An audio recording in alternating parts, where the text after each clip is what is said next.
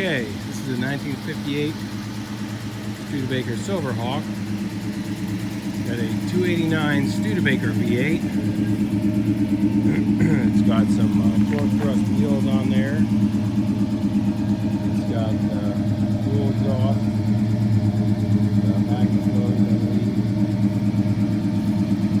It's got a single stage urethane paint job. This thing is all driver quality. This is not a show car. It's just a cool car to get out and drive on the weekend. Runs well. At some point the transmission, I would upgrade it to a 700 R4 to make adapter kits. This one, when it's cold, it slips a little bit, and it has to get warmed up to go. Once it's warmed up, it's fine, but rather you can rebuild it. But if you're going to go through all that trouble, you can get a used 700 R4 and put that in there. So that's really the only issue. Although, normally I just warm it up and drive it, and it goes fine. I'm going to take it for a little ride. But again, it's had a headliner put in it. These sort of old, seat covers put on there. Nothing fancy. It's got a new carpet in there. It's had floors repaired. None of it concours restoration. Again, this is a driver. This is a Survivor and a driver. That's the original door panel that's kind of rough. Got a crack right there. Oh, the other glass is good. So, have to help the window to roll down. If I'm not doing this with the phone, I can do it much smoother with one hand. Typical 50s automatic transmission, where you have drive in front of reverse. So the car's been idling for like 10 minutes, and again, at this point you would never know anything about the transmission, but if you just get in it and hop in, it's been sitting a while, and drive it, it's gonna take a minute. A lot of people say the torque converter drains out, but I don't know. I'm just explaining honestly what the deal is.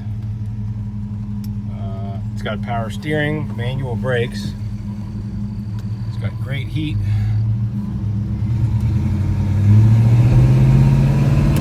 It's a nice motor. These Studebaker motors are really, really bulletproof.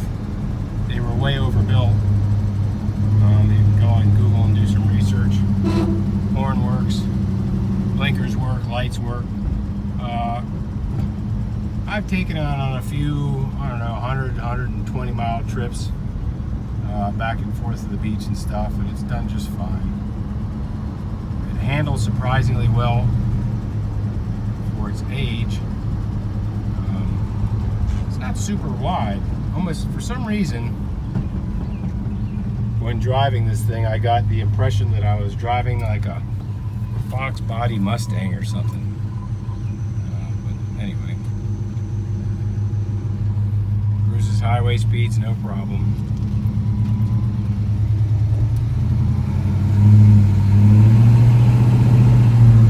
Again, right now, once it's warm, the transmission exhibits zero signs of anything and will run all day like this.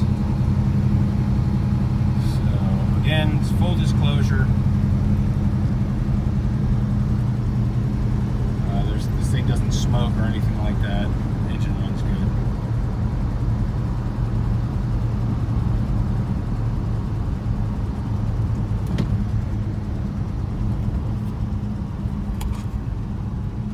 There's our blinker blinking.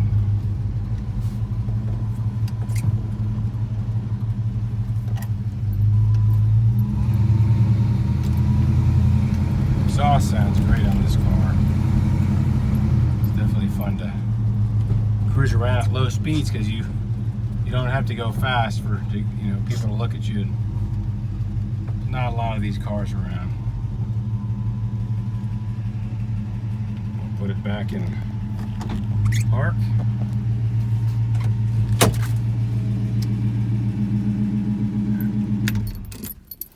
Let's look at the trunk. That's an area of note.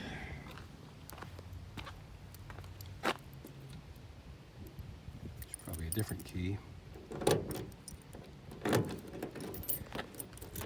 I want to break that key. I'm going to put this phone down for a second.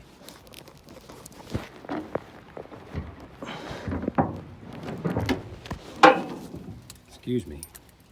So there's an area in the trunk where there's a nice little hole. You're good up all in there, and everything's good except these two back areas. So that's where there's a body mount, so you need to attend to that. The rest of the trunk is good though, good and solid. That's the last thing that I never really got to on this car. So that's trunk. Silver Hawk. There's a TT emblem missing over there that I have for twin traction. This car has a posi rear.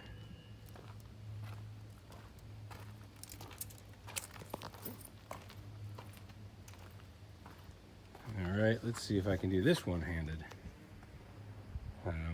We've done things like, you know, hit that with some truck bed coating. Same thing with those. Those are normally chrome, but again, this is a kind of a, you know, it's a rat rod.